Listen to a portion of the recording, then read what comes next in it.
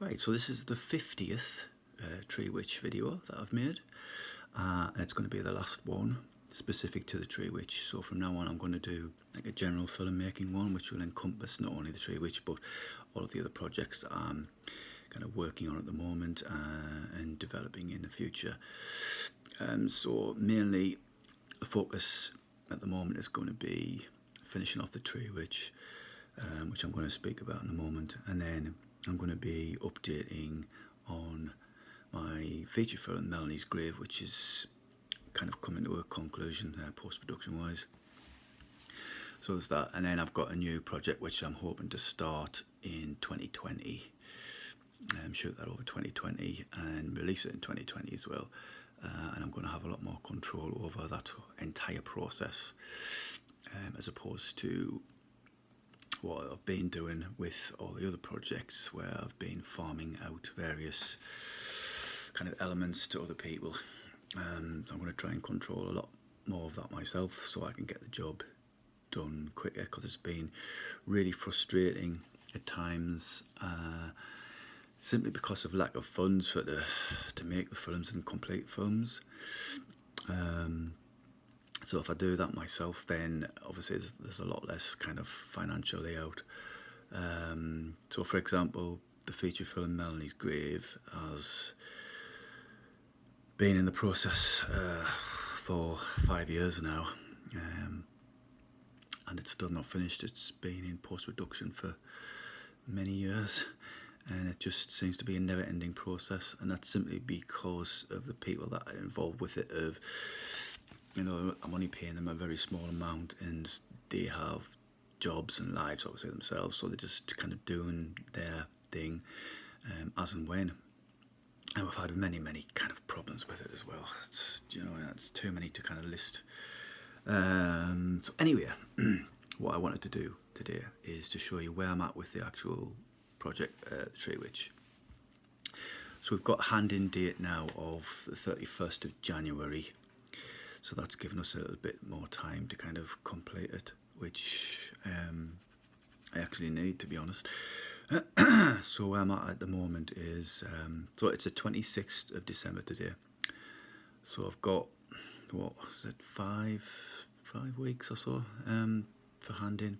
And what we've got to do now is to finish off the sound edit and finish off the grade, and then kind of master that out. So what I'm looking at today is to kind of finalise the sound, and then I'm going to take it to James, who was one of the sound recordists on the Tree Witch, but is also doing the sound edit for Melanie's Grave, and he's going to look at, by the way, do you like my little lens flare up here? So James is now living in Liverpool, so I'm going to have to take the film hard drive and everything down to him one day after the new year, and he's gonna do like the master kind of the sound. So and he'll probably hopefully tweak any little bits that he thinks is kind of need tweaking. But at the moment what I'm doing is I'm basically doing the sound edit, because I wasn't happy with the previous sound edit, so I've decided to do it myself. And so I've recorded a lot of the kind of sound effects myself, borrowed recording equipment, and thanks to Jed Purvis for that. He's loaned me his kit.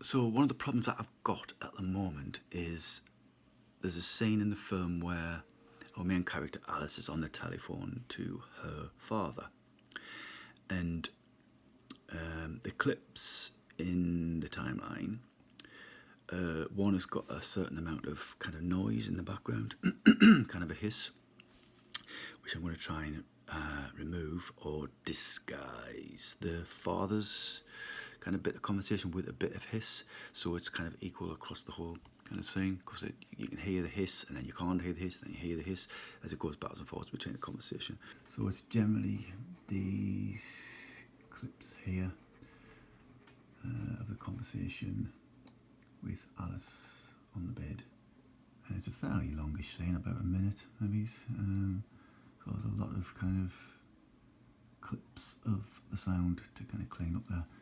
Okay, so I've managed to get rid of the hiss on this particular scene. I'll just play it so you can hear it as I talk. So this is basically Alice on the phone to her father, and the hiss seemed to be on Alice's dialogue as opposed to the father's, which was very clean. So I managed to clean up Alice's dialogue. And this particular scene is really just to establish the fact that Alice is alone at home and that her parents won't be back for some time. So that allows all of the action to happen. So now that scene's cleaned up, I'm going to go through the entire film and I'm going to listen to every single clip individually, and I'm going to make sure that it is as clean as possible. I do think that there are some sound level issues which I need to adjust on certain scenes. So I'm going to go through and listen to that as well. So I'm going to turn off individual tracks on the timeline and I'm going to listen to individuals just to make sure that every single clip on the timeline is as clear as it possibly can be. And then I'll just listen to the whole thing in its entirety, turn all the tracks on and listen to see, make sure that the sound levels are correct. So I'll probably do that several times today. So what I'm doing now, I'm just kind of briefly listening to the opening scene, which obviously you can't show you at the moment, but you can hear it kind of going on in the background. And it's Alice's and Chris's return from the Halloween party, and they get a little bit of a scare in the woods on the way home. And that kind of just sets up the characters. So I'm just listening through that in a minute. I mean, this one sounds pretty much okay, to be honest. And I have gone through all of this previously, but I was kind of going back through and then picking up little things that I hadn't heard before, so I really need to go through and listen to every single clip individually, because sound is so important in film. If you get the sound wrong, then people will just not like that at all. You can get away with a lot of stuff, some atmospheric music going on there. You can get away with a lot of kind of mistakes with video, but when it comes to sound, people are kind of less forgiving about it when they're kind of watching the film, so that needs to be really spot on. Okay, so it's been quite a long day just going through all of that sound on the timeline. Pretty much done with it. It's late at night now, so I've decided to knock that on the head. So tomorrow I'm gonna give the hard drive back to Anth, and he's gonna crack on with the grade. He's gonna finish that, and then once I've gotten that back from him, I'll go through the sound again just to make sure I'm happy with it. But I think it's there 99% at least anyway, so obviously I will have to go back through it again. Things really haven't gone to plan as I was expecting over the last couple of weeks. So we're still up in the air with the Tree Witch. The grade hasn't progressed any further. The sound edit is done, but I have to go to Liverpool tomorrow to see James, and he's going to finalise that. And then I'm going to also look at the sound for Melanie's grave as well while we're down there. Then when I come back, that'll be Saturday night when I come back. So Monday morning next week, hopefully I'm going to meet up with Anth and we are going to go through the grade, going to watch the grade together. I've made some notes on it already, which I've sent to him. So we're going to go through those notes, make a few in it, and then I'll just let him do kind of the changes, and then I'll have a look at it again. So I'm hoping that next week it will be completely done. As far as the film's concerned, obviously I've still got to finish the behind the scenes video, but that's not a big issue really. So we've got 3 weeks to the hand-in date. So fingers crossed that everything goes to plan this time.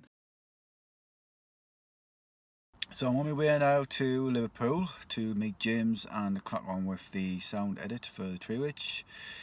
I'm halfway there and I've had to pull into a welcome break.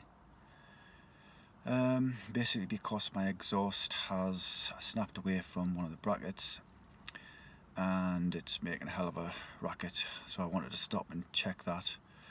I knew it was coming away before I left, and I put like one of those kind of exhaust bandage things around it, but it hasn't held it, so it's snapped away completely. Luckily it's not hanging down, but there is a big hole in it, about kind of yay big, so it is making a fair bit of noise.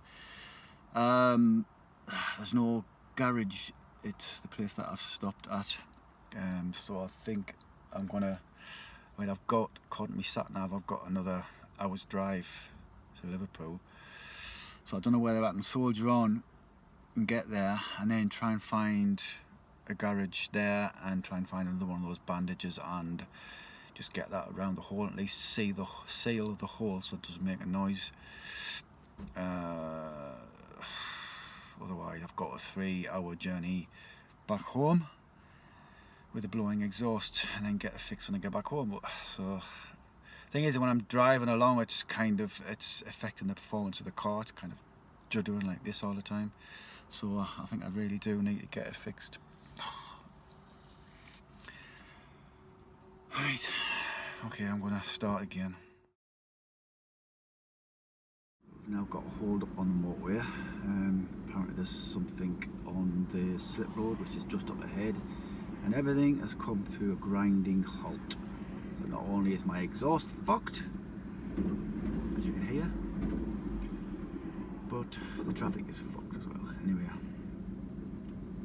I'm about 7 miles away from my destination, so hopefully this clears up and I can get there pretty soon.